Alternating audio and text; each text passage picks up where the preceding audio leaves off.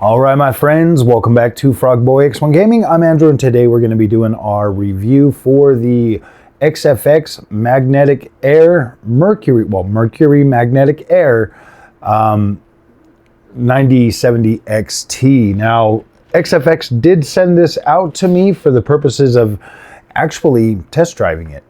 I wasn't even required to do a review, but we're going to do a review because this is a gaming channel and this is a gaming product. So, and I do from time to time review things. So we're going to go ahead and review this product today. I've had it since Friday. I've been using it for the last couple of days, but seeing as I am getting another 9070 XT tomorrow, I wanted to kind of give you guys a review for this so that you guys could decide if this is something that you want, if you find one of these, if this is something that you should pick up. Now, this particular model, I've seen it as low as $820 all the way up to $860 for the Magnetic Air. Now, this one here boosts over 3200 megahertz. It also has the 340 watt power allotment for this one. I've actually seen it go higher than that. I put like just a little basic, just let Adrenaline software overclock it, and it boosted it up to like 368 watts or whatever. I was like, dang. And then that was boosting me over 3300 megahertz. Like this thing here will boost, but the thing is I'm not like, you are getting like sort of a sort of an uptick when you do kind of boost this one, but at the same time, like it really does just feel like a really beefy 7900 XT. That's honest. Like it feels like a really beefy 7900 XT, and that's just because it doesn't always outright beat the 7900 XTX, but it clearly outright beats the 7900 XT in almost every single thing that I've tried it on. Like I'll put on like older games like Assassin's Creed Odyssey or Assassin's Creed Valhalla or just some of these other older games that I'll play, and I'm just watching this thing just easily eat these things up, coast right through them, and I'm like, dang, this is absolutely incredible. I was sitting there playing some Ghost Recon Breakpoint today, and I'm just in this experience, and I'm like, gosh dang, just playing it native 4K, everything just maxed out. I did a couple of benchmarks on it, and the benchmarks were telling me that the average is like 80 something frames, 90 frames or whatever, and I'm like, wow. But then when I'm in game, it's closer to like 70, 75 ish, and so I'm like, all right, that feels pretty good. Like that feels right for something that I would expect in a mid-range GPU. That's just the frame rate that I expect. And I know that a lot of people are like, no, Frog, you got to try the new games. Well, here's the thing, guys. With the new games, you have to use upscaling and you have to use frame generation most of the time, or some of these other techniques, just because of how these new games are built, the new engines that they're built on. And I can see that. Like I had somebody reach out to me in the comments section today and ask me, hey Frog, go back and play some old game and then play like a new game and like put those in a video. And I actually do have something planned for that. I actually do. Assassin's Creed Shadows will be coming out soon. I'm gonna run Assassin's Creed Origins and then like Valhalla, and then the newest one, because those kind of, so Origins is firmly in the Xbox One X generation. Valhalla straddles that, and Assassin's Creed Shadows is 100% pure next generation. So we're gonna look at that. We're gonna do something like that with the 9070 XT, and we're gonna be checking this experience out going forward. Obviously, because I got the 5070 Ti, we got this 9070 XT. So we're gonna be running these things side by side, checking out a lot of these games, but I do got some videos coming out. And so the reason why I go back and I run these older games that I still actively play. I still actively play Ghost Recon. I still actively play Assassin's Creed Origins, Odyssey, Valhalla. I love these older games. And then I've tried newer games like, you see, and this is what I'm saying, okay? Because like I can play the older games, and this is post upscaling. This is post freaking. Or pre-upscaling, pre all of that stuff, and you just have to play these at native rasterized power. And so when I get in there and I check out how these games are running, anywhere from, you know, usually over 60 frames a second, all the way up past over 100 frames a second on these games at 4K. And if you've seen a Ubisoft game or a Sony game, I do like to use the Sony games. I absolutely do, because not only are they absolutely beautiful, but you would think if your GPU can run Horizon Forbidden West at native 4K at over 65, 70 frames a second, I'd say that's a 4K GPU. I would say that is a 4K GPU, just like, or, you know, 4K, like it can do 4K, obviously using upscale and some of that kind of stuff, but I would say that it is a fairly decent entry-level 4K GPU, for real, for real. Obviously, you can play games at 4K. If you can run Sony first-party games at 4K, native 4K, without using upscaling, and you get over 60 frames a second, we'll consider that a 4K GPU going forward, for the sake of all the people in the comment section that are like, what are you talking about, Frog? You said 16 gigs, blah, blah, blah. Look, guys, obviously, a 16 gigabyte GPU from either NVIDIA or AMD is going to be able to do some types of 4K. You start throwing in you start throwing in ray tracing, you start throwing in all the other features, and yeah, you're gonna watch that frame rate crater pretty quickly. You start throwing Unreal Engine 5 games on there, you're going to see that 4K GPU is going to become a 1440p GPU very quickly. Now, would I say run out, buy this GPU right now, and with the expectation of this is a long-term 4K GPU? Absolutely not. No, I wouldn't. I would not say that to you. That would be very irresponsible. But can it do 4K? Yes, absolutely. For all intensive purposes, yes, the 5070 Ti holds its own exactly the same in those like-for-like scenarios as the 9070 XT. So we're gonna move away from that now, because that's getting a little crazy. Now, this here has 16 gigs GDDR6. I'm gonna read off a little bit on this side right here. You're gonna record and stream AMD Instant Replay, very, very good. I've been recording videos, doing all of that with this GPU for the last couple of days. Crisp and clear AMD noise suppression. Now, I have not checked that out yet, because I do all my recording on the camera now. I don't do any voiceovers on the PC anymore. Elevate your game, Adrenaline software. Absolutely, Adrenaline software is cool. I have downloaded, there's a new thing that you can download, this AI thing. It's like 25 gigs, and you can like have like an AI thing right there on your PC. I will be getting into that. We will be doing a separate review for that in the new Adrenaline software. Brilliant color accuracy. Wait a minute. Is that right, bro? They are literally saying color now. Ooh, we're actually gonna start going with the color. Yes, color accuracy on this is absolutely freaking incredible. The colors the AMD GPUs produce is absolutely stunning. I freaking love it, and I love how you don't even have to tinker with it. You just load right in and boom, bam. And that was the first thing that I saw when I first started using AMD, guys, a while back, was NVIDIA. You obviously have to get in there and play around with things and set it up. With AMD, it's just like boom, it's set, and you're like, wow. So you instantly notice, coming from NVIDIA to AMD, you will instantly notice a better color palette for your games. Unified AMD performance, AMD smart technologies, those definitely work if you turn on like, gosh dang it, what is it called? Smart access memory. If you have AMD GPU, AMD CPU, you get a much more performant overall experience. And then high performance rendering with Fidelity FX Super Resolution. Let's talk about that for a minute. I actually got a video coming out for you guys. Spider-Man Miles Morales 2. Miles Morales 2. Or Miles Morales. And wow, I ran this game at FSR 4 performance against DLSS 3 quality. I'm blown away. I'm literally blown away with how incredible FSR 4 is. And this being their very first outing with machine learning, oh my gosh, guys, this is incredible. But Most of the games that I've been testing have been PlayStation games, and they are working with AMD hand in hand to build Amethyst, which is machine learning for both PlayStation and AMD.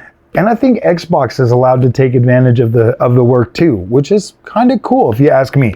Open source, all open source. So yes, technically Xbox could participate in that as well. Some other key features are the RDNA 4 architecture, 64 compute units, HyperRX. Incredible, man. Just turn it on and play your games. I'm not even joking. I actually did this. I tested this. I turned on HyperRX. I threw in The Witcher 3, and I just let HyperRX decide what it was going to do with quality FSR 2.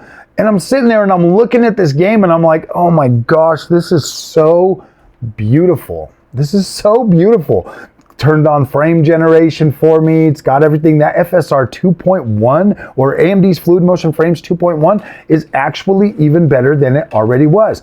These technologies, I know, I used to rail against this stuff pretty hardcore, but I'll tell you, my friends, if it makes your experience better and it actually is good, and you can, like, as long as it doesn't set off any major issues with you, try it. What do you got to lose? What do you got to lose? If it will prolong the life of your investment, why not? Why not? So HyperRX, incredible. AMD's Fluid Motion or FSR4, absolutely incredible. DisplayPort 2.1A, it's got 3 of those, and then it has the one HDMI 2.0. AMD Radeon's Display Engine, Fluid Motion Frames 2 tech, Radeon Anti-Lag 2 technology, AV1 encoding, FX technologies, or AMD FX technologies, DirectX 12 Ultimate, AMD noise suppression, FreeSync technology, 16 gigs, DDR6 or GDDR6, 256-bit bus, AMD smart technologies, and AMD software. Like, that's a lot. That's a lot. So guys, let's talk about the card for a minute. Let's talk about the design philosophy of the XFX Mercury magnetic air easy swap fan technology. Now, you're probably asking yourself, like, why removable fans? Well, I'll tell you guys, have you ever like tried to clean out your GPU and you're like blowing down on it and you see your fans like spinning like really, really fast? You pull them out, you blow all the stuff out of the radiator, you get it all cleaned out, and then you clean off your fans. Like, you can clean them off individually, flip them over. You can clean them. Like, you can literally physically hold them in your hand and clean all the blades and everything. So you can, I think it's better housekeeping, to be completely honest with you. You'll be able to clean it out better. You'll be able to get in there, make sure everything's working good. Obviously, if you have a fan go out, you can just get in touch with XFX. You can have them send you a brand new fan or blade or whatever. Man, like, those are cool. I'm not even gonna lie, they are freaking cool, and the way they pop right in, very, very cool. I absolutely loved checking that out. Now, you also get another cord that you can plug in, so that you can run your lighting for the XFX GPU off the same lighting that you would use for the rest of your RGB. So that's pretty cool. Like, you'll be able to change the color, do any of that kind of stuff.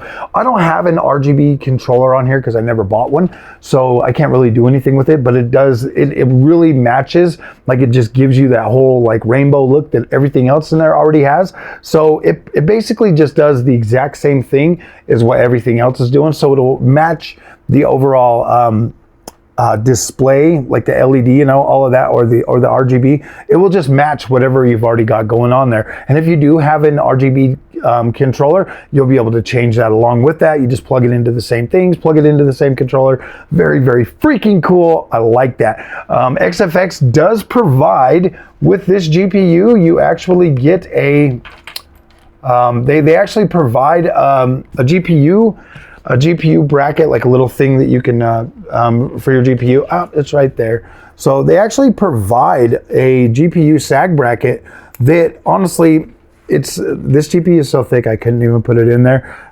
So I had to get a different one. I had to use my old one because this GPU is a lot thicker. Now this GPU right now is replacing my XFX 7900 XTX. This here was my old GPU. Well, I mean, it's still basically new. It's only a few months old. But yeah, this is the GPU that I was using. And, you know, guys, I get a lot of questions about, hey, Frog, can we, or should I change it out? I don't necessarily think that switching it out is like necessary. But at the same time, like, I don't find myself, okay, here's the thing.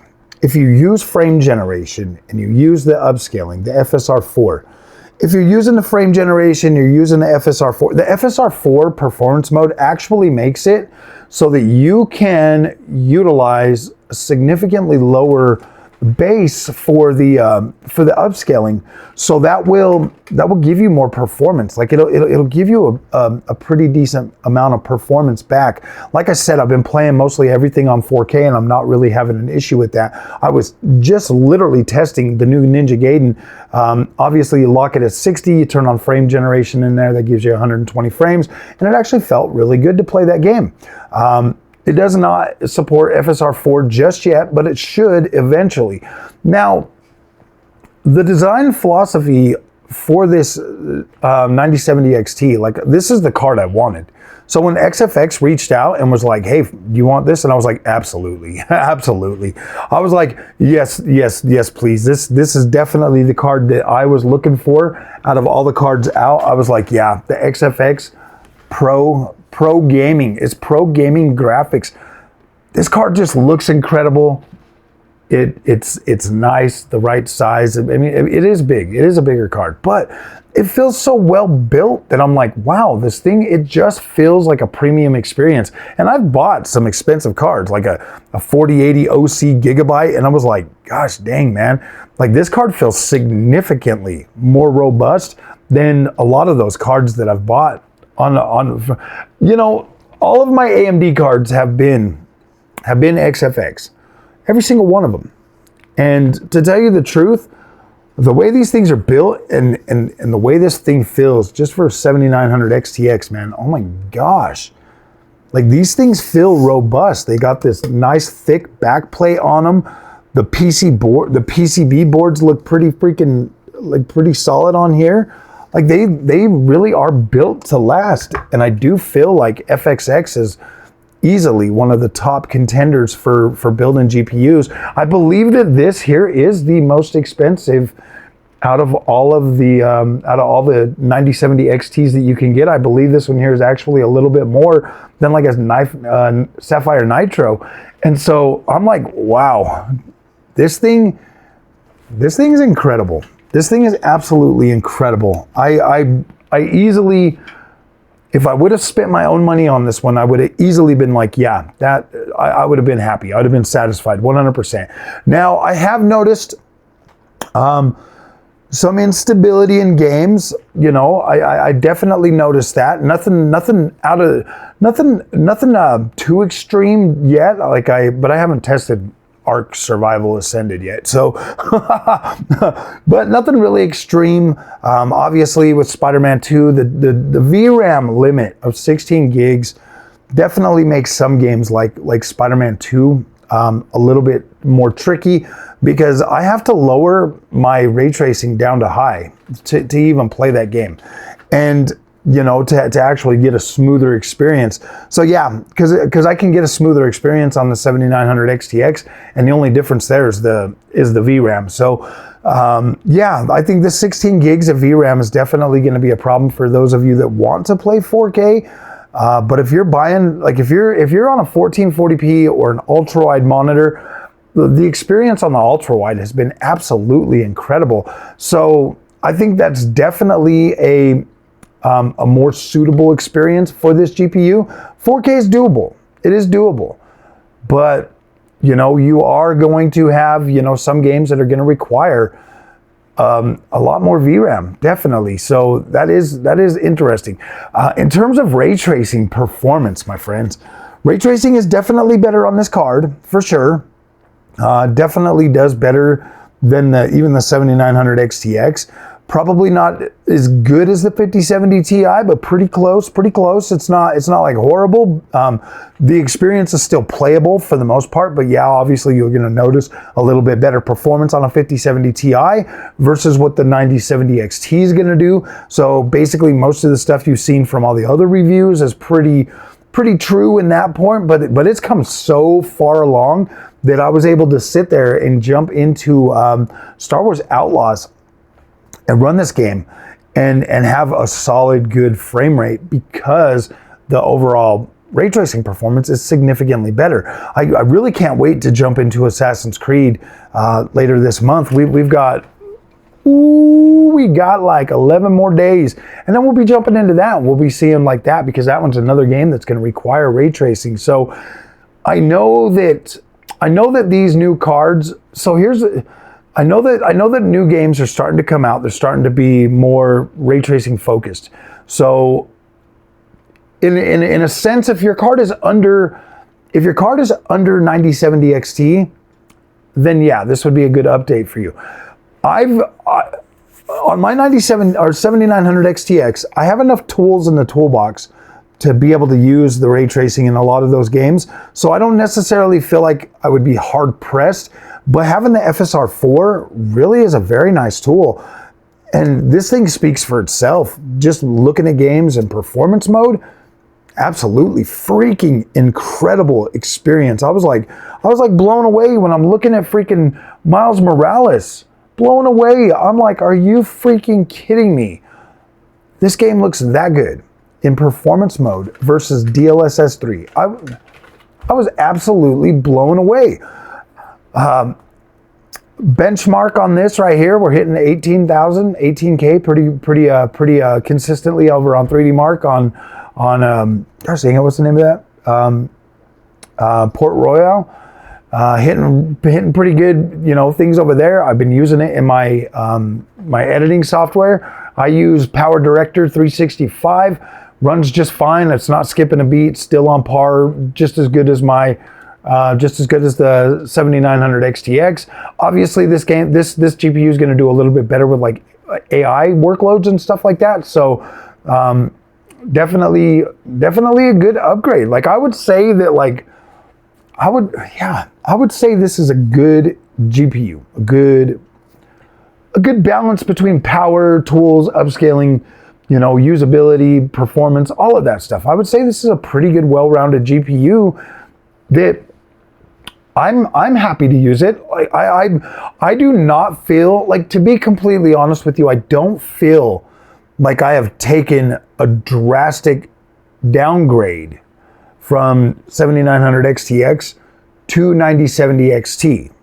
And I think a lot of it, honestly, guys, is like that mental block is like, oh man, you paid $1,000 almost for your 9070 or 7900 XTX. This is the top of the line. It's got the 384-bit bus. It's got the 24 gigs of VRAM. Like I've been, yeah.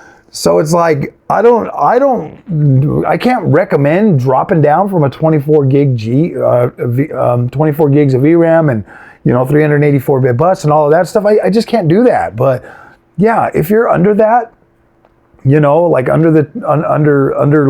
if you're under 16 gigs of VRAM already, absolutely upgrade. If you're on an older GPU, absolutely upgrade. I just think that we get to a point with GPUs, guys. I really do. I think that we go out, and because the marketing around these products and around these new features is so strong, I feel like we all feel like we need to upgrade every generation. Like I feel that FOMO every single time. And I look at a GPU like the 9070 XT with the new features, knowing in the back of my head that look, eventually FSR 4 is going to come to 7000 series GPUs. Can you wait it out, or do you need it now? So here's the thing. We have it right now. We don't know exactly when it's coming to 7000 series GPUs. New games coming out are probably going to start to incorporate and focus on having this available at launch or close to it. So, in order to get the best performance possible for your new games, I mean, yeah, I don't know. That's a tough one. I definitely think FSR 4 is incredible. I think it's easily met and exceeded my unrealistic expectations for upscalers, because you guys know how unrealistic my expectations are. When I was running that Spider or Miles Morales next to DLSS 3, I was like, yeah, this is good. This is good. this is really good. So I'm like, okay, you got a good upscaler, you got better ray tracing performance, you've got a decent price, you have a fair price, I would say. And then you have, you know, the rest of your life to live and play video games. Yeah, I think, honestly, I think the card's worth the money easily. I would have absolutely had zero issues paying the $820 for this card, $850 for this card. No problem, no problem. I would have liked to see, you know, them, you know, like the prices stay closer to MSRP, but and see, here's the thing, guys, and I know a lot of you guys don't agree with this, but like, when I look at the quality of this card, and I feel it in my hands, and I feel the robustness and the build quality, and then I look at the new cool magnetic fans, and I look at the sleek design, the RGB, all the features that come with this, and then I put it in there, and then I notice the overclocking capability. I notice the higher power limit. I notice the boost higher out of the box. I notice the robust performance of the games I love to play. That's the selling point. I'm not at a disadvantage with this card. Everything I played previously plays on this fine. So I look at that, and actually a lot of stuff is even upgraded. I got better ray tracing performance. I have better overall upscaling quality. So I put all that, and I look at all of that, and I'm like, wow, this is a good experience. And then I look at the 5070 Ti after paying $939 for that, and I look at the build quality of this versus the build quality of that, and I'm like, okay, yeah, this is easily on par or better in a lot of ways than a 5070 Ti. So I'm like, yes, this is definitely worth the money, because that is the cost of these GPUs now. And I don't feel negative about the money I paid for the 5070 Ti, so I wouldn't feel negative about the money I paid for this. So yes, I definitely think it's worth your money. But like I've said before in many other reviews, you're gonna have to find the GPU that fits your budget, that you're comfortable with spending. And that's it. I think that this card easily stands among the top of premium design, premium feel, premium, like this card feels premium. This is one of those ones where I was like saying in a video a little while ago, if I went to the store and I'm looking at all the different cards, this one here, it already stood out amongst everything else out there right when I saw this. Like, it already stood out to me. I was already like, dang, XFX, I like that card. It looks incredible. It already stood out. Now having it in my hands and actually being able to utilize it and play around with it, yeah, it easily meets and exceeds the expectations that I had for it. I love this card. I think I have, see, that's the thing. Like, I am technically biased because I've been using XFX for a long time. I love their products. I've never, I had the one XFX 7900 XTX that had like the little power light that was on after plugging it in. So I sent that one back and they sent me another one the exact same day. Other than that, all the 4 cards that I bought, no issues whatsoever. And I wasn't even having performance issues or anything. It worked, it powered on, everything worked, but it just had that light. So instead of taking a chance, I just sent it back and got a different one. And it's been working fine. Nice hotspot temps, good overall temperature. Like, I'm fine. I'm not having any issues with that. So yeah, I am kind of biased because I've been using XFX and I love the card design. Like, I already loved it. Like, I seen that card and I was like, I want that. I definitely wanted that. So yes, I got exactly what I wanted, and I'm excited about that. So yeah, take that however you will. Obviously, I like this card. I'm an AMD.